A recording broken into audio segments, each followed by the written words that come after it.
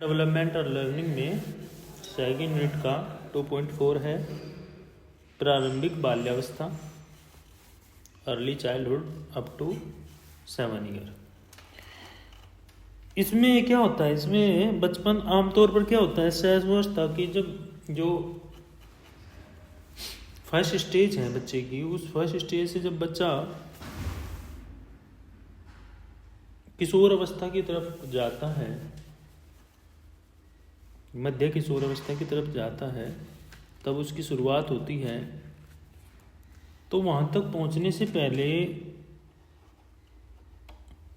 मतलब कि जो 6 साल 6 से बाद की जो स्टेज है, 6 साल तक आपकी शैशवावस्था इन्फेंसी चलेगी और उसके बाद फिर आपकी ये आपकी प्रारंभिक बाल्यावस्था चलती है।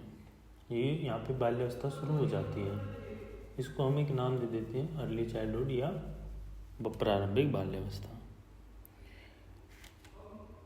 ये बाल्यावस्था किशोर अवस्था की अवधि तक चलती है, यानी अगर हम माने कि 7 से 12 वर्ष के बीच, 7 से 12 वर्ष की अब क्या करेगा बच्चा, अब जो बीच की जो स्टेज होती है वो बच्चे की शारीरिक रूप से भी, मानसिक रूप से भी, बौद्धिक रूप से भी, संवेगात्मक रूप से भी और भावनात्मक रूप से भी, तो ये सारी जो चीज़ें जुड़ेंगी वो इसमें भी बच्चे की थोड़ी सी चेंजिंग होगी।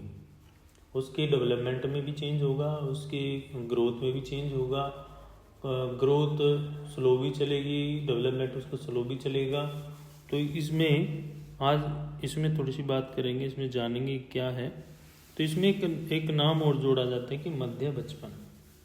क्या एक नाम जोड़ दिया गया मध्य बचपन की, childhood ordinary space from the end of infancy, यानी the first birthday to the start of adolescence, यानी पहले जन्मदिन से पहले ये स्टार्ट हो जाती है। जब कि 7 साल का हो जाता है जब बच्चा, तो ये एडोलसेंस की स्टेज की तरफ बढ़ने लगता है, क्योंकि उसमें बहुत सारी चेंजिंग होंगे। The infant attains childhood before reaching adolescence, it is often divided into early childhood and middle childhood. इसको हम अर्ली चाइल्डहुड और मिडिल चाइल्डहुड दोनों की तरफ से बोलेंगे, इसको बताएंगे। अगर हम यहाँ पे बात करें कि अर्ली चाइल्डहुड वो कितने साल से कितने साल तक, तो अर्ली चाइल्डहुड होगा आपका 2 साल से 6 साल तक। कितने साल से? 2 साल से 6 साल। अब 2 साल से 6 साल की जो पीरियड है उसमें बच्चे के दूध के दांत निकलते हैं। एक दूध के दांत 2 से 6 साल के बीच, उसमें कुछ स्किल्स डेवलप होती हैं, लैंग्वेज डेवलप होती है।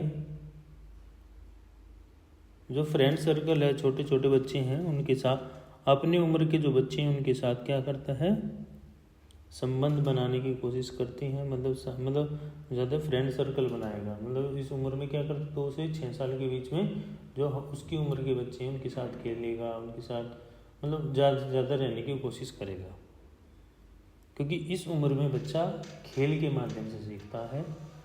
कि is the period of eruption of milk teeth, motor skills are refined, language develops, ties are formed with peers and the child learns through play। ये बच्चा क्या करेगा, बच्चा खेल के माध्यम से सीखता है। अब या तो हम बात करें थे कि 2 से 6 साल की, 2 से 6 साल की ये स्टेज है बच्चे की।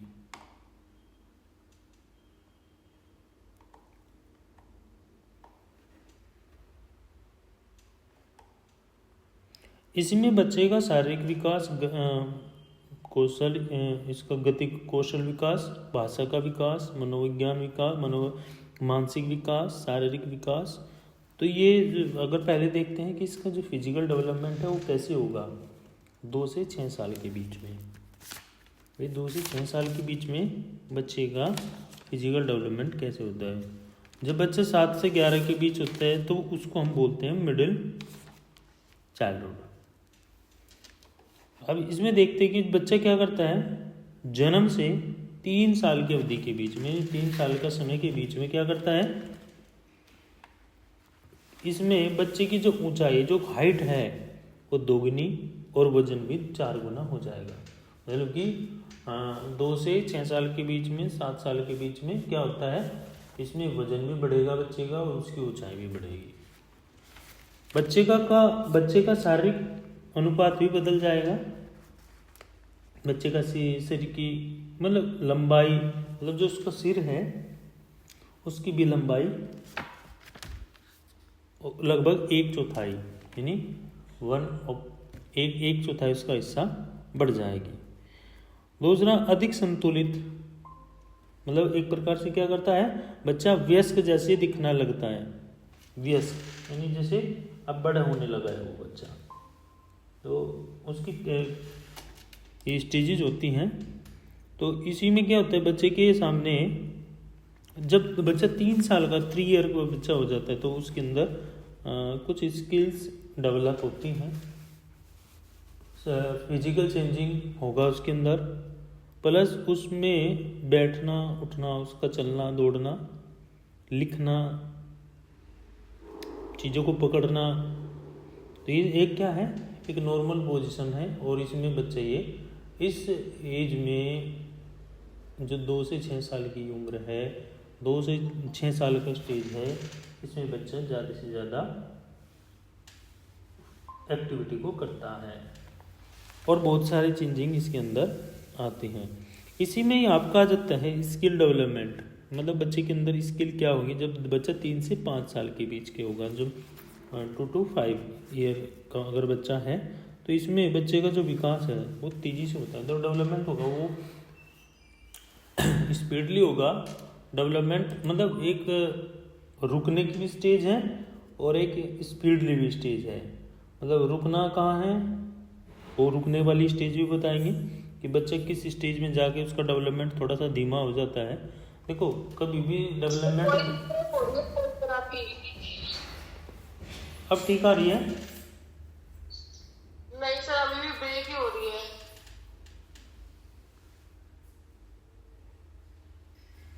समझ ही नहीं आ रहा है कि क्या है। अब ठीक आ रही है? हाँ जी सर, ठीक।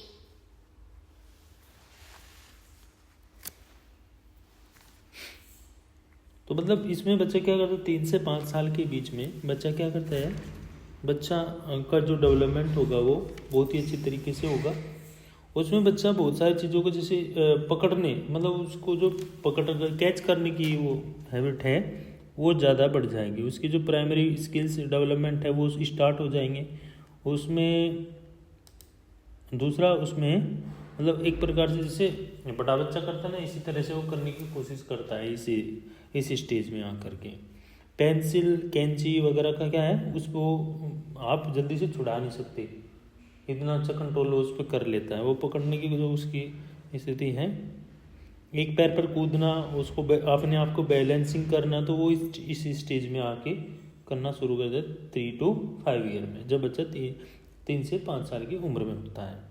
जब बच्चा 5 से 8 साल की उम्र के बीच होगा, यानी 5 to 8 ईयर, तो इसमें क्या है, इसका जो फिजिकल डेवलपमेंट है वो स्लो हो जाएगा 5 से 8 साल के बीच। जब बच्चा 5 से 8 साल के बीच में होगा तो उसका भी जो फिजिकल डेवलपमेंट है वो क्या हो जाएगा, स्लो हो जाएगा, क्योंकि शरीर का अनुपात बढ़ रहा है, क्योंकि जो वेट वगैरह है वो उसका बढ़ रहा है, डेवलपमेंट धीमा हो जाएगा। जब कोई चीज़ बढ़ रही है तो एक चीज़ तो जो है कम होगी।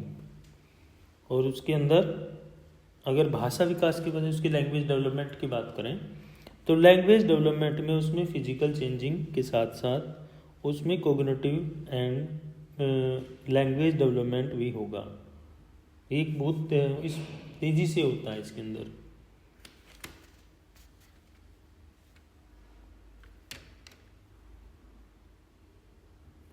क्योंकि बच्चे क्या है, जो उनके ऑर्गन्स हैं और सेंसरी जो ऑर्गन्स है वो बचपन से ही उन अपने सेंसरी ऑर्गन को क्या है एनवायरनमेंट के अकॉर्डिंग यूज करते हैं, मतलब जैसे मतलब आँख नाक कान, तो मतलब वो तो स्थिति उनकी चलती जाएगी, मतलब डरना दौड़ना भागना, तो ये चीज़ें उन बच्चों के क्रिएटिव सिचुएशंस वगैरह अगर आती है कोई, तो तब भी बच्चा, बहुत बार क्या होता है कि जैसे कोई बाहर से कोई रिलेटिव आ जाता है तो बच्चा क्या है, बोल नहीं पा रहा है, वो कहेंगे कि ये बच्चा तो बोलता ही नहीं, कि नहीं बोलता तो है, लेकिन अगर कोई बाहर से कोई आ जाता है ना तो ये मतलब नहीं बोलता, वैसे तो खूब बोलता है। तो ये लैंग्वेज डेवलपमेंट यहाँ पर भी थोड़ा सा इफेक्टिव होता है कि अगर पहचान वाला नहीं है तो। जो पहले 3 साल हैं, 3 ईयर हैं बच्चे के जीवन की, उसमें 300 to 1000 शब्दों के बीच की ओरली जो वर्ड्स हैं वो बोल लेता है, मतलब कितने, 300 to 1000 के बीच पहले 3 साल में, थोड़े थोड़े करके वो बोलना शुरू करता है वो। और अपने आसपास की जो आसपास का एरिया है उसके जो नियर है, जो उसके आसपास रहते हैं, उनकी बातों को समझना, उनकी बातों को सुनना, तो ये सारी अपनी भाषा का उपयोग करना, ये उसकी आदत है। कि जब 3-4 साल का बच्चा होता है वो क्या करता है, अपनी भाषा को, अपनी लैंग्वेज को यूज करता है। वो पता नहीं बहुत बार क्या है कि पता ही नहीं चल रहा क्या कह रहा है। तो 5 साल तक ये चीज़ें चलती हैं। एक बच्चे की जो कम से कम वर्ड की जो अगर देखें तो 1500 वर्ड कम से कम बढ़ जाएगी। तो 5 साल तक ये चीज़ें बढ़ती जाती है, जब बच्चा 5 से 7 शब्दों को एक को मतलब क्या कर लेता है, एक सेंटेंस के रूप में बना लेता है। क्या कर लेता है, वर्ड्स को सेंटेंस में कन्वर्ट करने की जो कोशिश करता है वो 5 से 7, ज़्यादा नहीं, 5 से 7 शब्द। तो ये जो क्या है, मतलब आप उसको पिक्चर्स वगैरह दिखाएंगे तो उसको ज़्यादा सीखता है। जैसे आपने एप्पल बताया, बनाना बताया, मैंगो बताया कि मैंगो होता है ये, मतलब वो आपने अगर रूम में अपनी पिक्चर लगा रखी है वो तो देख लेगी कि मैंगो है, वो बताएगा तुरंत मैंगो कहाँ है। वो तो आप उंगली है ना, उंगली रखेंगे तो ये मैंगो है, तो अगली बार अगर आप पूछते हैं ना बच्चे से तो क्या है, वो बच्चा बताएगा उसको। तो ये तो जो भाषा का विकास है। ऐसे ही जो आपका बच्चे का मेंटली डेवलपमेंट है, वो मेंटल डेवलपमेंट भी इसी के अकॉर्डिंग होता है। कोग्निटिव डेवलपमेंट इसको बोला जाता है। और इसको बढ़ाने के लिए, इसको इंक्रीज करने के लिए क्या करना होता है, भाषा जो लैंग्वेज है उसको भी यूज करना ज़रूरी है। जिन बच्चा मतलब तुतला के बोल रहा है तो वो क्यों तुतला के बोल रहा है, अगर बच्चा 5 साल का 6 साल का फिर भी तुतला के बोल रहा है तो कंडीशन कहाँ है। अब तो आम तौर पे बच्चे जो है ना 2 से 3 साल के बीच में तो क्लियर वॉइस होती है बच्चे की,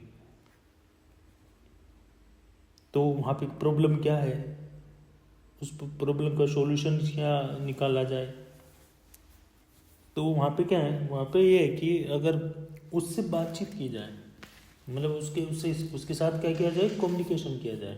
जितना बच्चा बड़ा होगा, जैसे बड़ा होता जाता है ना, बहुत बार क्या होता है। और एक कंडीशन में बताऊँ छोटी सी, जैसे बच्चा पैदा हुआ, बहुत बार क्या होता है ना कि बहुत बच्चे रोते हैं।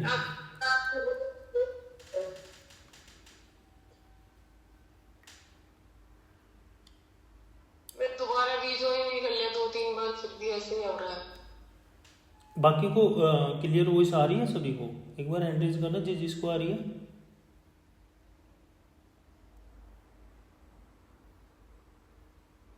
क्लियर वॉइस आ रही है, किस किस को आ रही है, तनु, प्रगति, माही, सुनी के, कार्तिका, आवाज आ रही है मेरी, हैंड रेज करना एक बार।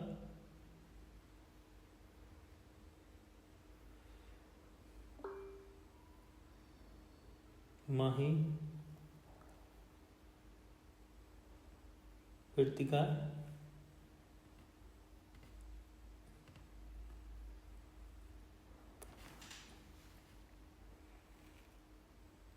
माही आवाज आ रही है मेरी, एक बार वो करना, हैंड रेज करना।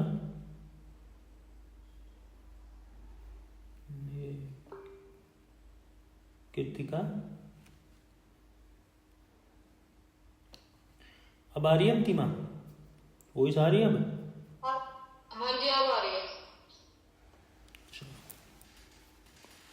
तो ये जो मेंटल डेवलपमेंट है बच्चे का, जो जिसको हम कोग्निटिव डेवलपमेंट भी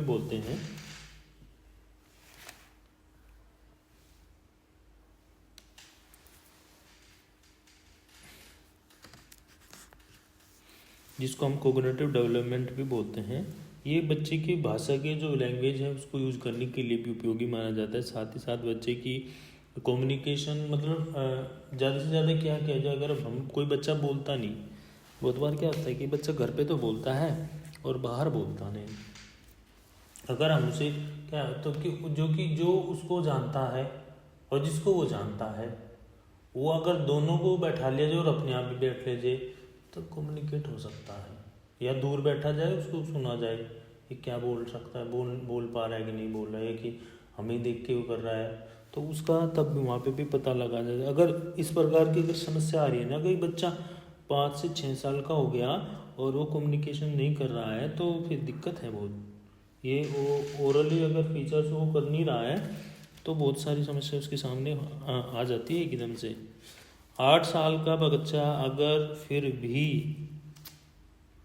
अगर कोई अपनी थिंकिंग्स वगैरह उसको अच्छे से यूज नहीं कर पा रहा है, मतलब सोच नहीं पा रहा है, 8 साल का तो काफ़ी बड़ा हो जाता है बच्चा। तो 8 साल का बच्चा भी अगर थिंकिंग नहीं कर पा रहा है तो फिर कंडीशन क्या है, मेंटल एबिलिटी वीक है। तो यहाँ पे भी बच्चे की क्या है, जो उसकी थिंकिंग है उसको समझने में भी थोड़ी कठिनाई होती है, लेकिन जो भी स्पेशल फील्ड से जुड़े लोग हैं वो उसको कवर कर जाएंगे अगर समय रहते इसको क्लियर कर लिया जाए।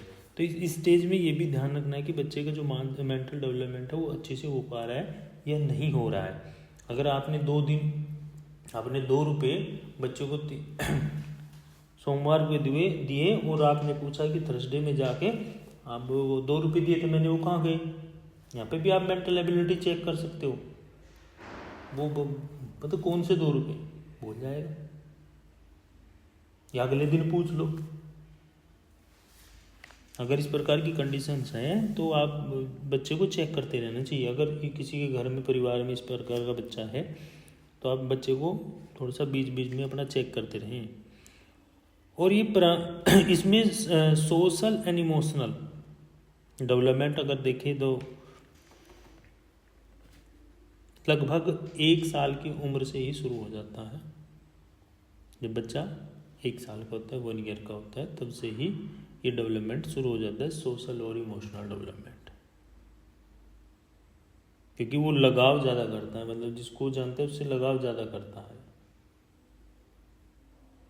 और यही एक टाइम पीरियड है जिसमें बच्चा क्या है, मतलब दूसरों के पास तो कम नहीं जा पाता, लेकिन अपनों के पास इतना वो ज़्यादा से ज़्यादा रहता है। उसकी मदर है, फादर है, जो फैमिली मेम्बर हैं उनके पास ज़्यादा, जिसके पास ज़्यादा रहेगा वो उसकी जो देखभाल उसकी करता है। और साथ ही साथ इस स्टेज में बच्चा मतलब जब अगर उसका मेंटल एबिलिटी उसकी ठीक है, कोई नहीं है, कोई दिक्कत नहीं है उसको, तो उसका एक एक्सपीरियंस बढ़ेगा। एक्सपीरियंस ये बढ़ेगा कि वो अपनी देखभाल करना शुरू कर देता है। 2 से 6 साल के बीच में बच्चा अपने आप कपड़े पहनना वगैरह स्टार्ट करता है। अगर यहाँ पे 3 से 5 साल की एक स्टेज को मान लें कि सोशल इमोशनल डेवलपमेंट में या सोशल इमोशनल स्किल्स की जो है वो स्किल्स इसके अंदर इंक्रीज होगी 3 से 5 साल के बीच में। वो अपने आप को पहचानना, अपने आप को देखना, अपने आप को मैंने कहना शीशे में देख रहा है बार बार जा करके, फिर जाएगा, फिर देखेगा, फिर जाएगा, फिर देखेगा मैं कैसा लग रहा हूँ, है ना। तो जेंडर की पहचान है ना, जेंडर आइडेंटिफाई, सही गलत की भावना का भी विकास होने लगता है कि सही है कि गलत है। क्योंकि जो छोटे बच्चे हैं वो दूसरों के प्रति इतना नहीं, वो सिर्फ क्या है अपने आप में खोए रहेंगे। लेकिन जब 8 साल का बच्चा, 9 साल का बच्चा होता है तो वो चीज़ों को थोड़ा सा और ज़्यादा वो देख ले, सोचने की कोशिश करता है, लेकिन फिर भी क्या है तो छोटा ही, वो कवर नहीं कर पाता बड़े की बात को इतनी। अगर वो उसके सामने समय रहते कोई चीज़ नहीं हो रही है तो फिर वो उसको कंट्रोलाइजेशन में कर लेगा।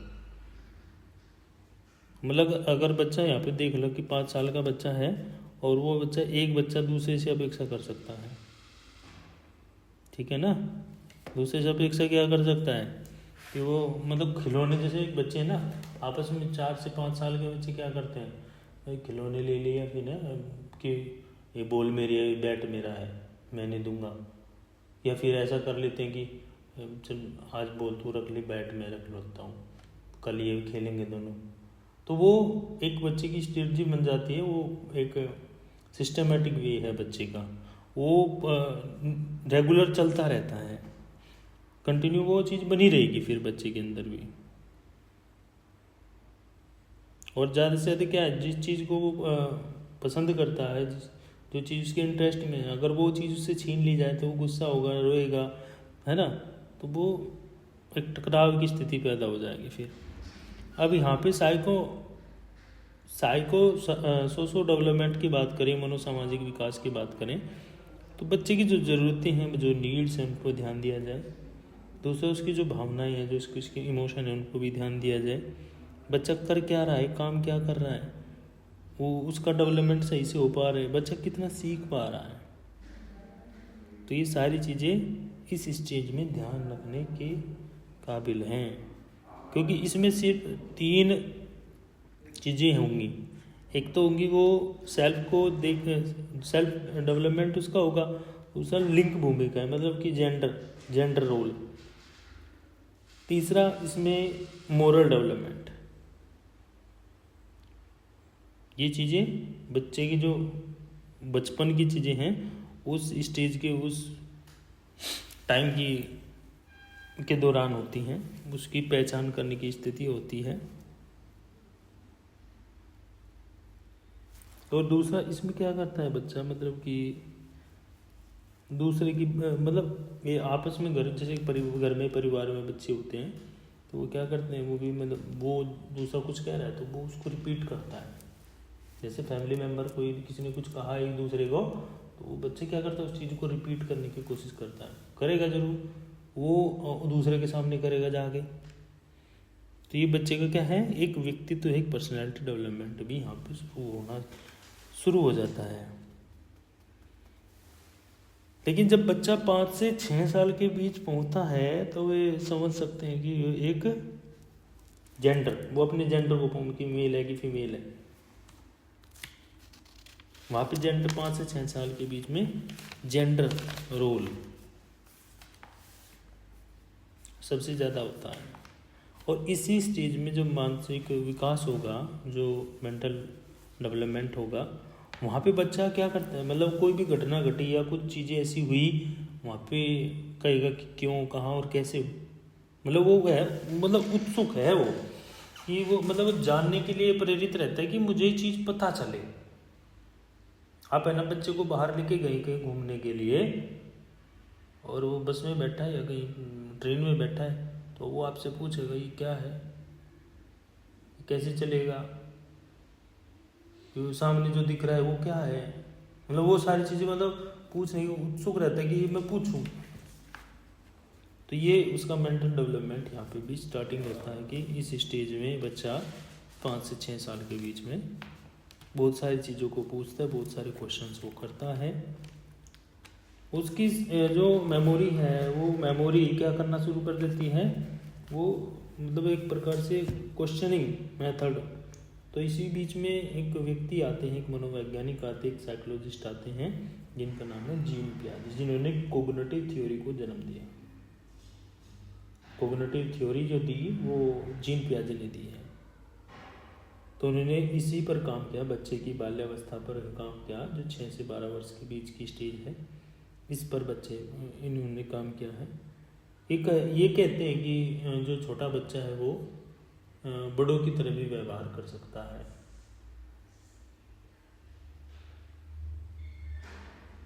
लेकिन वो क्या है, अगर व्यवहार तो कर रहा है, बिहेवियर तो कर रहा है, लेकिन वहाँ पे वो, अगर वहाँ पे उसकी इंटेलिजेंसी पावर देखें तो बड़ों की तुलना में कम है।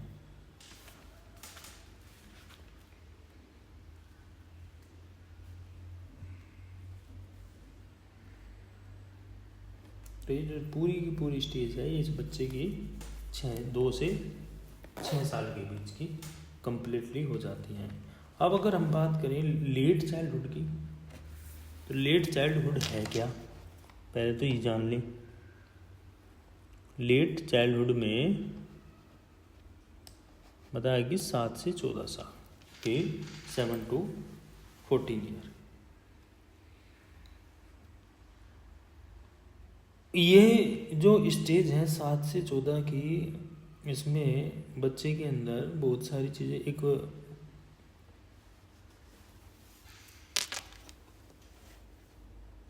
historical middle childhood has not been considered an important stage in human development। एक महत्वपूर्ण अवस्था है ये, इसको हम 7 से 14, इसमें अगर बच्चा बिगड़ जाता है, बहुत बिगड़ जाता है, अगर सुधर जाता है तो बहुत सुधर जाता है। तो इसमें देखते हैं क्या कह रहा है ये, क्या किस चीज़ को बता रहा है। ये कह रहा है कि Sigmund Freud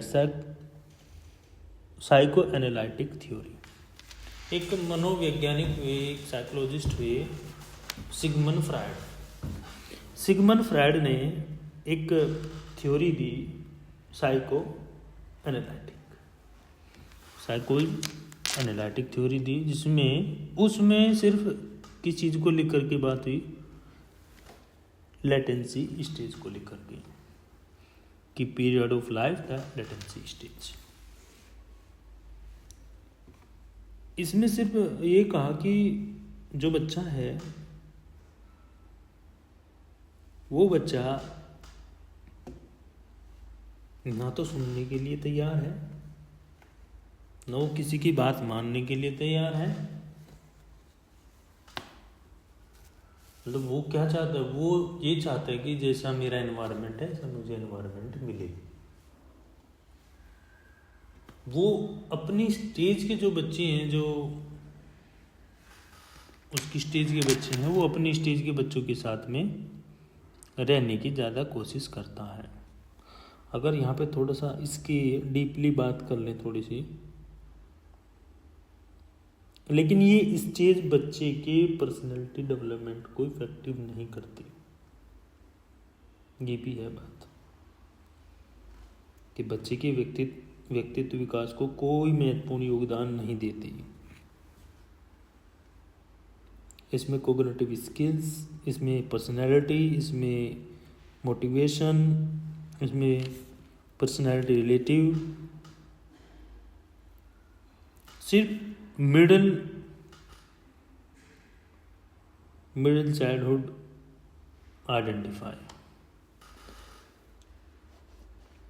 a time when sexual or aggressive response suggested that no significant contribution to personality development when made during this period.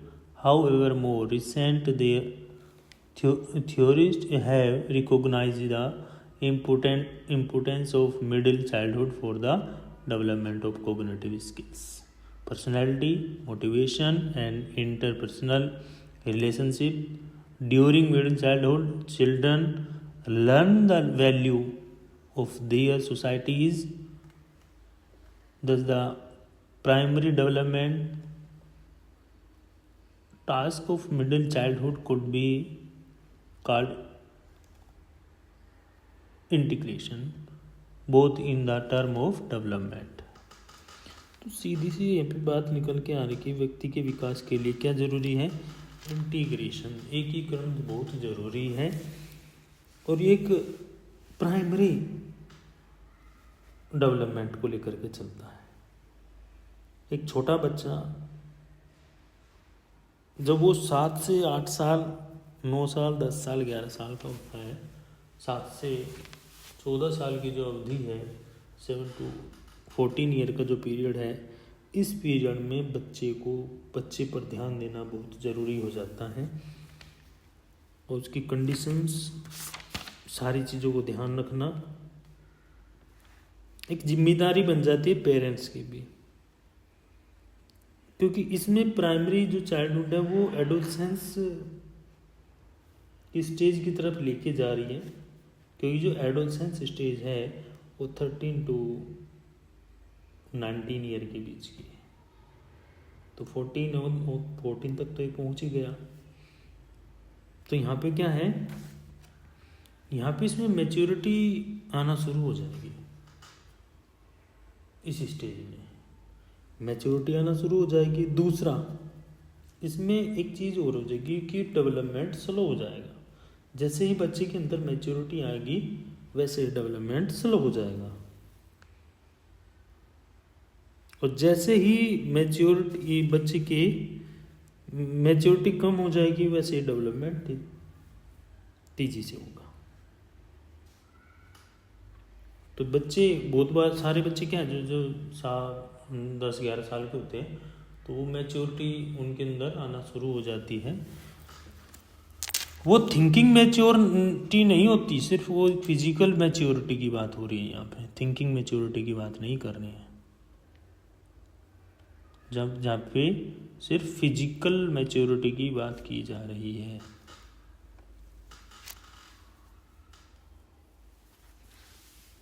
Adolescence stage यहाँ पे शुरू होने की जो 11-12 साल में, 13 साल में एडोलसेंस की तरफ वो बढ़ जाता है, जिसको एक नाम दिया जाता है संघर्ष और तूफान की अवस्था।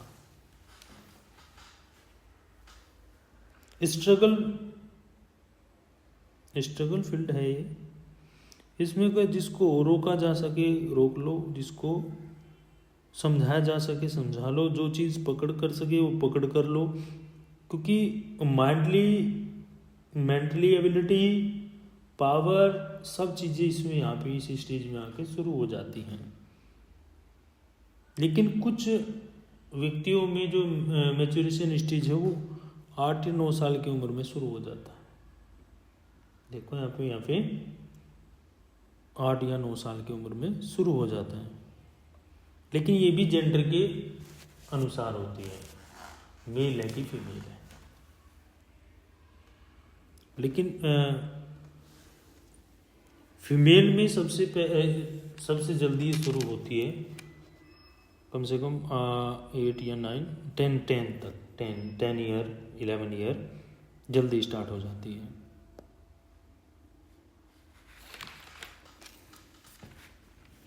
इसमें बच्चा क्या करने लगता है, इसमें बच्चा बहुत सारे क्वेश्चंस उसके मन में होते हैं, बहुत सारी चीज़ें उसके मन में होती हैं। कुछ साल तक मतलब क्या है कि वो डिफरेंस नहीं कर पा रहा है, क्या सीख रहा है, सीखने की जो उसकी बिहेवियर, एक्टिविटी एंड लर्निंग, उसको बहुत ज़रूरी है। जो नीड उसकी है, बिहेवियर, एक्टिविटी एंड लर्निंग,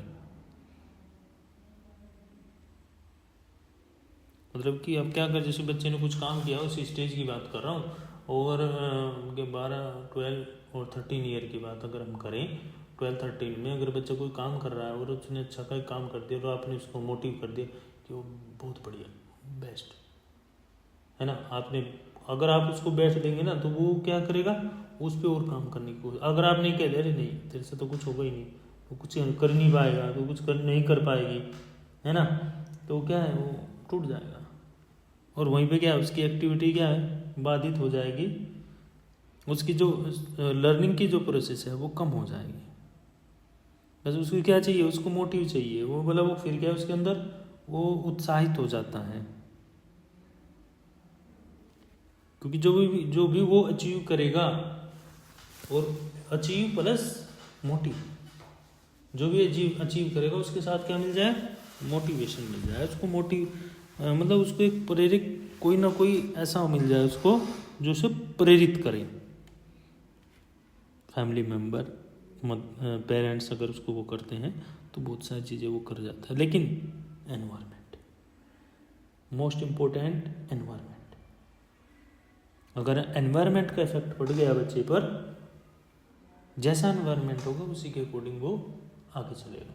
चाहे वो स्कूल्स में हो, चाहे वो घर पर हो, कहीं पर भी हो, एनवायरनमेंट का सीधा असर पड़ेगा। और स्टेज में तो पड़ेगा, क्योंकि ये भटकने वाली स्टेज है, बच्चा भटकता बहुत है।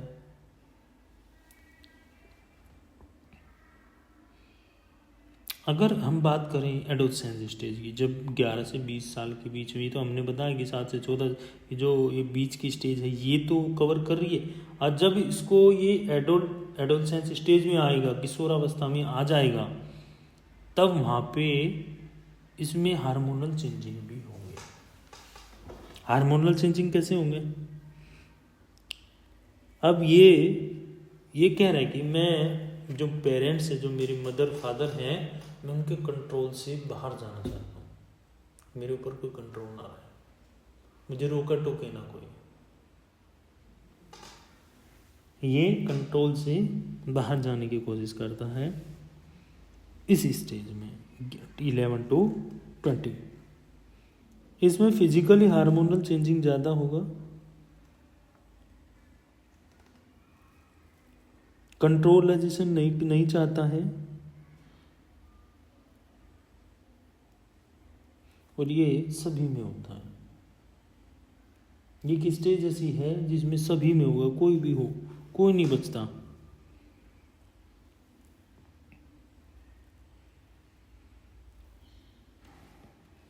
ये जो मेल में ये 12 to 15 ईयर, क्योंकि फीमेल में ये चीज़ें जो 12 में हो रही है वो 10 ईयर में फीमेल में स्टार्ट हो जाएंगी।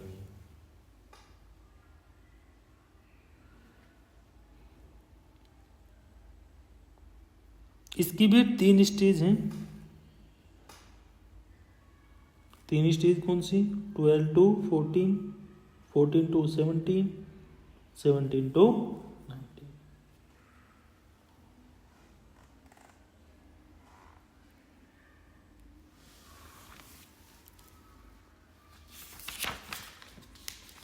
इसमें जो फिजिकल डेवलपमेंट होगा, वो फिजिकल डेवलपमेंट चुनौतियों भरा होगा। फिजिकल डेवलपमेंट तेजी से तो हो रहा है इसमें मांसपेशियाँ, उसके मतलब height, weight, power, bones, muscles सब डेवलप हो रही हैं, और ये मेल एंड फीमेल दोनों में हो रही हैं।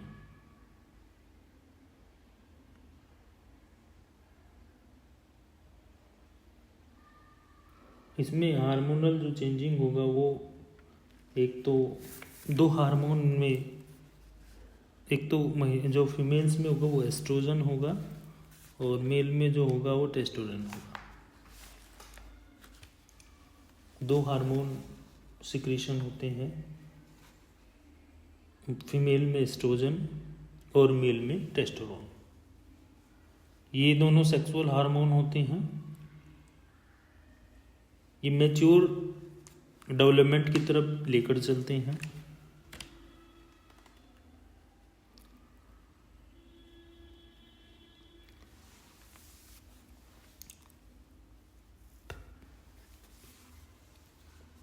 तो ये एक स्टेज है जिसमें फिजिकल डेवलपमेंट होता है। फिजिकल डेवलपमेंट में अगर आप देखते हैं तो 2 ही इसमें हार्मोनल चेंजिंग ज़्यादा होंगे,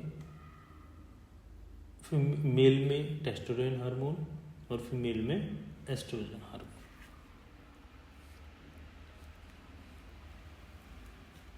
ऐसे ही बच्चे में सोशो डेवलपमेंट होता है।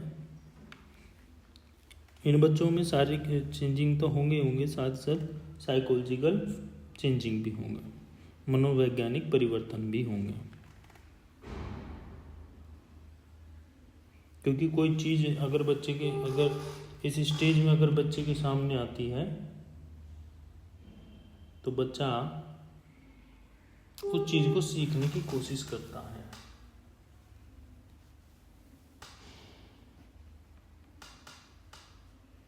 अगर इस स्टेज में अगर बच्चा सही सीख पा रहा है, सही पढ़ रहा है ना, तो बहुत सारे अच्छी पकड़ कर जाता है वो। लेकिन उसको क्या है, उसको ठीक रास्ते पर लेकर चलना है, भटक जाता है बच्चा,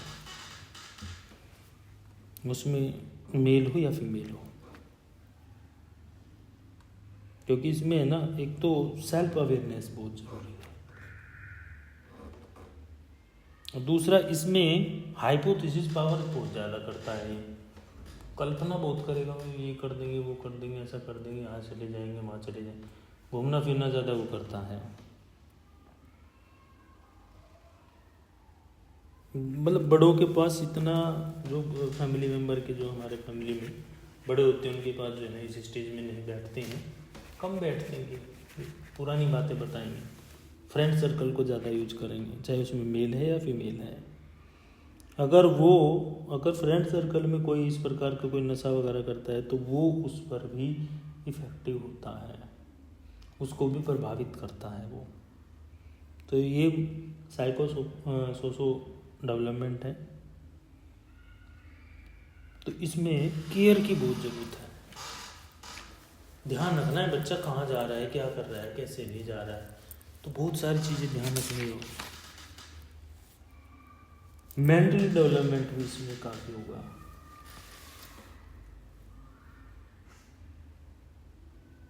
जीन पियाजे कहते हैं ना कि एडोलसेंस जो स्टेज है, कोग्निटिव स्टेज में इसमें हमने जोड़ा है, तो इसमें सबसे जो वो फॉर्मल चीज़ों को हमने जोड़ा है सिर्फ इसमें।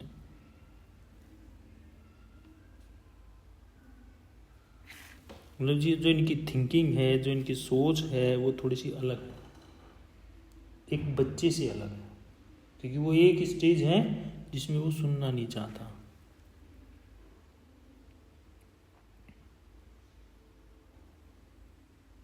तो वो एक कहता है कि ये जल्दी कोई भी प्रॉब्लम है तो उसका सोल्यूशन जल्दी रहता है कि हाँ अभी कर दूँ, बस इसका सोल्यूशन अभी कर दूँ बहुत जल्दी। मतलब वो सोचना नहीं, मतलब कोई तर्क नहीं करेगा कि हाँ नहीं बस करना है, कर दो। अगर एडोलसेंस स्टेज में बच्चे को सही दिशा और अच्छी एजुकेशन मिल जाए और डायरेक्शन अच्छी मिल जाए, प्लस बिहेवियर प्लस एनवायरनमेंट, ये सारे बच्चे को अगर ठीक मिल जाए तो बच्चा जल्दी सक्सेस हो जाता है। अगर उसका एनवायरनमेंट खराब है तो फिर उभार पाना बहुत मुश्किल है। तो यहाँ तक देख लीजिएगा। अगर फिर भी आपको कोई डाउट रहता है, सिंपल ही है, कोई ज़्यादा वो नहीं है, एक बार पढ़ोगे, एक बार देखो, पढ़ोगे, समझोगे तो क्लियर हो जाएगा।